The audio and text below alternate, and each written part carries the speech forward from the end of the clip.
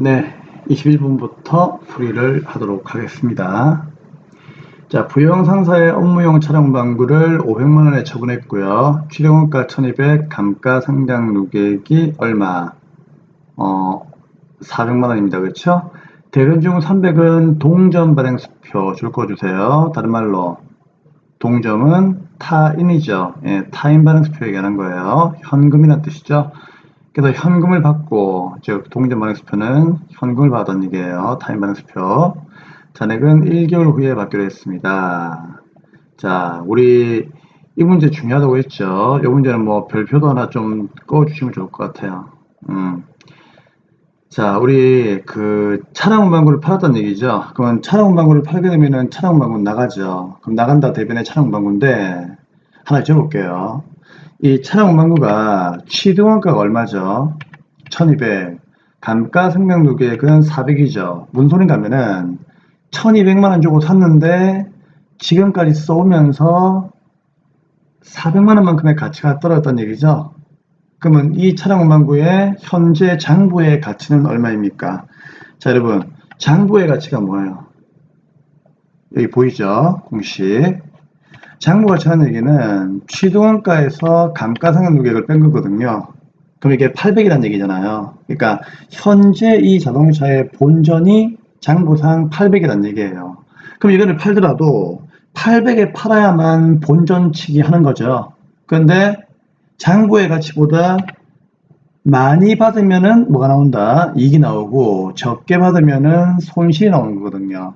그래서 꼭 기억하세요. 유형자산 처분 문제는 자, 유형자산을 처분했을 때 장부의 가치보다 높이 팔게 되면은 이익이 나옵니다. 처분이익이 낮게 팔게 되면은 처분 손실이 나옵니다. 그 베이스는 기억하셔야만 문제가 풀리는 거예요. 자, 그러면 분개합시다. 먼저 첫 번째 대변에 뭐 나간다? 차량 운반구가 나가는 거예요. 얼마? 1200. 그리고 차변은 뭐 사라진다? 감가상각 누계액은 우리 수업 시간 때 원래 자리가 대변이라고 했죠. 물론 재무상태표에 표시가 될 때는 차변에서 표시가 되지만 원래 얘는 자리가 대변이에요. 그러면 사라진다면 어디로? 차변에 사라져야 되겠죠. 그래서 차변에 이제 감가상각 누계액이 사라지는 겁니다. 얼마가? 400만 원이 사라지는 거죠. 그럼 우리 눈에는 이 1200에서 400을 빼가지고 요 사이에 뭐가 800이 보여야 되는 겁니다. 모두 얼마? 800원 받아야만 이익이 난다. 그 얘기예요. 근데 얘를 얼마에 팔았느냐 하면은 자, 위에 한번 볼까요? 예, 500만 원에 팔았다라고 되어 있잖아요. 500만 원. 그러면 차변에 돈이 얼마 들어온다? 500이 들어온다는 얘기잖아요. 근데 이 500이 어떻게 들어오느냐? 300은 동전 발행수표, 즉 타인 발행수표, 현금이 들어온다는 얘기고요. 알고 있죠? 내가 발행하는 당좌 수표는 당좌 예금이지만 타인이 발행하는, 즉 동점이 발행하는 당좌 수표는 현금이다. 알고 있죠? 그럼 여기에 이제 300이 들어오고, 그럼 500 중에 300은 현금이 들어오고 나머지 얼마? 나머지 또 모자라는 금액이 얼마가 보이죠, 여러분? 나머지는 200이죠. 그럼 200은 어떻게 했어요? 1개월 후에 받기로 했죠? 그럼 차변에 1개월 후에 받기로 했으니까 차변이 뭐 된다? 미수금이 된다는 얘기죠. 장사가 아니니까. 장사했다면 왜 상면 출금이지만 장사 아니니까 미수금이죠. 그럼 요게 이제 200만 원이 된다는 얘기잖아요. 그쵸? 야, 그럼 쌤, 이제 우리는 그러면 분배를 다 했네요. 아니죠. 자, 왜 그럴까요? 지금 여기는 1200인데 차변에는요 400, 300, 200이면은 900이잖아요. 그렇죠?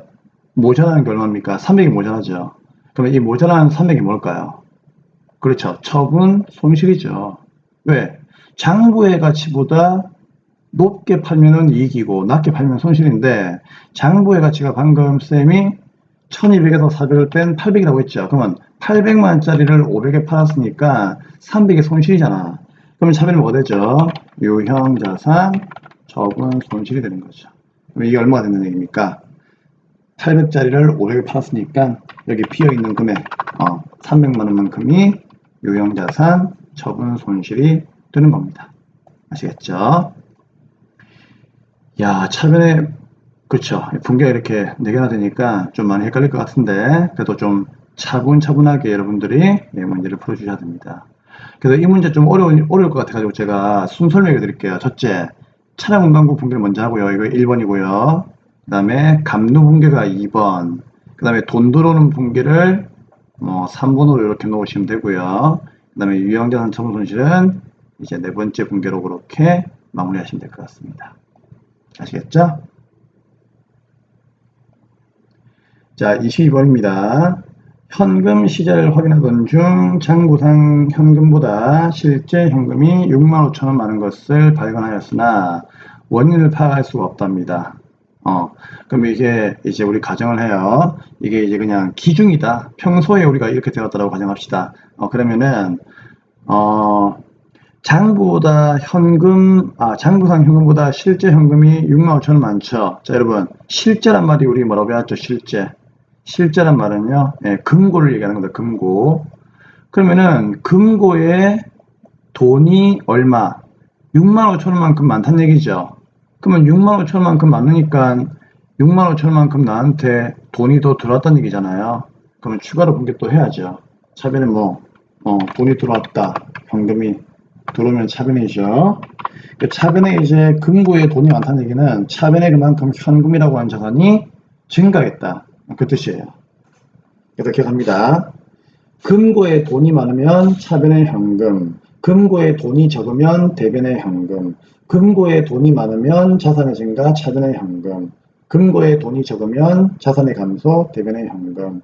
그러면 금고에 돈이 많으니까 차변에 65,000원, 현금 자산 증가했죠. 근데 이거 원인을 파악할 수가 없답니다. 그럼 대변 어떻게 분개하죠? 현금이 과하거나 부족할 때 원인 모르니까 찾을 때까지 잠시 임시적으로 세워주는 계정 현금 가부족으로 처리하시면 됩니다. 자, if 만약에 이 문제에서 결산일 현재 결산시라고 나오면 그때는 여기에 답이 뭐죠? 돈이 많으니까 잡이익이죠. 우리 결산이 되어서도 만약에 결산시에 이게 평소였다면 이렇게 하는데 지금 만약에 결산이다. 12월 31일 날 결산을 해야 되는데 이렇게 되었다. 그럼 그때는 어떻게 하죠? 그때는 현금 가부족으로 분개하는 게 아니고요. 무조건 잡손실이나 잡이익으로 분개한다고 했죠. 그러면 현금이 많으면은 대변은 수익자리니까 잡이익이고요. 현금이 모자라면 이제 대변에 현금 분개되고 자변에 잡손실 분개되는 거죠. 기억이 안 나시는 분들은 현금 가부족 부분 가서 공부하셔야 됩니다. 정말 중요한 내용 2가지 나왔으니까 꼭 기억하시고요. 자, 이제 23번입니다. 자, 23번도 은근히 요즘에 좀 잘 나오는 문제니까요. 이것도 꼭 기억하셔야 됩니다. 상품의 보관 창고를 임차하기로 했다는 얘기는 임차란 말이 뭐예요? 빌려 쓰기로 했다는 얘기죠. 임차는 빌리는 거, 창고 빌리는 게 임차, 창고를 빌려주는 게 임대. 아시겠죠? 그럼 빌리기로 하고 임차 보증금 500을 현금으로 주었죠? 자, 그러면 현금 나갑니다. 대변에 현금 500만원. 우리 분기 연습하는 거니까 괄호 안에 임차 보증금의 거래처 임명은 생략한다. 이건 무시하시고요. 그냥 여기까지만 보시면 될 것 같아요. 그러면 현금 나갔으니까 나간다 대변의 현금이죠. 들차 나대. 들어오면 차변 나가면 대변. 그러면 대변에 이제 현금이 500 나갔어요. 자산의 감소. 너 왜 나갔니? 보증금 주었다는 얘기죠. 여러분 꼭 기억하세요. 월세를 주었다면 차변의 비용의 발생 임차료지만 이거는 보증금을 준 거잖아요. 그럼 차변에 임차 보증금이라고 하는 자산을 증가시켜야 됩니다. 왜 그럴까요? 보증금은 주었지만 나중에 방을 빼게 되면은 집주인한테 달라고 요구할 수 있는 거거든요. 그래서 보증금은 주는 사람 입장에서는 내 거예요. 그렇기 때문에 차변의 자산의 증가, 내 거, 자산의 증가, 임차 보증금 500만원 분개하시면 되는 겁니다. 24번 사업주가 업무와 관련 없이 여기에 하이라이트는 업무와 관련이 없는 거죠. 자, 업무와 관련 없다 하면은 개인 사업자들은 업무와 관련이 없으면 무조건 머릿속에 뭘 기억한다? 인출금 기억하셔야 됩니다. 자, 사용하기 위해서 신용 스마트폰 기기 99만원 구매하고 카드를 꺼었답니다. 그러면 카드는 외상이니까 돈 안 줬다는 얘기잖아요. 그럼 대변에 미지급금이라고 하는 부채가 증가합니다. 99만원. 장사가 아니니까 미지급금 맞죠? 그러면 차변에 뭐라고 할까? 사업주가 자기 마음대로 회사 돈을 뺏은 거죠. 뭐라고 한다? 인출금 99만원이 답입니다. 자, 우리 참관합시다. 요 인출금은 그냥 참고하세요. 답은 일단 요거고요. 자, 인출금은 우리가 이제 나중에 결산되면은요, 대변에 어때요? 인출금 99만원 사라지면서 이걸 어디에서 감소를 시킵니까? 자본금에서 감소를 시키는 거 알고 있죠? 그래서 이제 요 문제는 여러분들 결산 문제에서 많이 나오는 거니까는요, 여기까지 조금 여러분들이 정리해 주시면 좋을 것 같아요. 그쵸? 자, 이제 이 15번 가겠습니다. 상품 판매 대리점 개설하기 위하여 점포를 보증금 300만원에 강남 빌딩으로부터 임차하고 대금은 현금을 주었답니다. 자, 현금 주면 대변에 현금 나가죠. 그러면 나간다 대변에 현금. 자산의 감소 얼마? 예, 당연히 300만원 되겠죠. 그렇죠? 그러면 차변에 이걸 어떻게 분개한다? 그렇죠. 점포를 빌리고 또 보증금을 준 거죠. 방금 우리가 풀었던 문제이죠. 보증금을 또 주었으니까 차변에 뭐죠? 그렇죠. 임차 보증금이 되는 거죠. 임차 보증금 문제 많이 나오죠. 선생님 다시 얘기하지만 이 문제 전부 다 기출 문제예요. 그렇기 때문에 임차 보증금 많이 나오니까요. 임차 보증금 꼭 기억하세요. 자, 26번입니다. 전산회계 1급도 많이 나오니까 전산회계 1급도 이제 가게 되면은 이게 좀 많이 보게 될 겁니다. 업무용 화물차를 한국자동차에서 1000만원에 구입하고 대금 중 200은 보통예금으로 이체해서 주었고요. 잔액은 12개월 무이자 할부했습니다.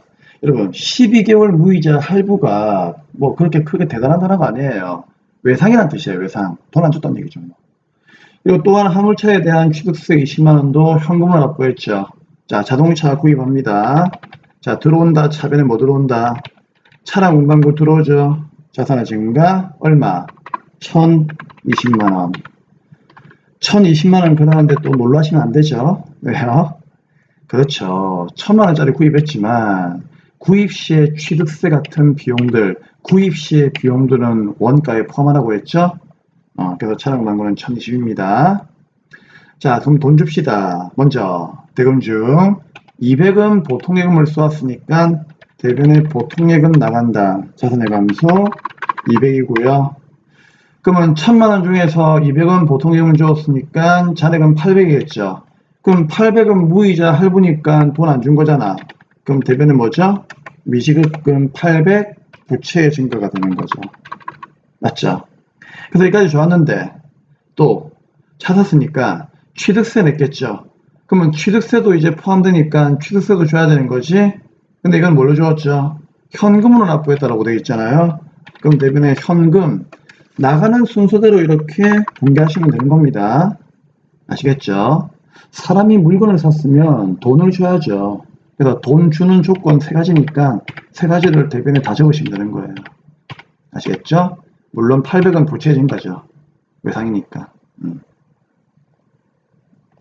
27번 전월 사무용품 구입에 따른 국민카드사의 당월 결제금액 30만원이 보통예금 통장에서 자동 이체되어 지급되었습니다. 아무튼 뭐 보통예금이 나갔네요. 그렇죠? 그럼 대변에 보통예금 나간다. 들차 나대 나간다. 대변에 보통예금 30. 그러면 차변에 우리는 이걸 뭘로 분개하죠?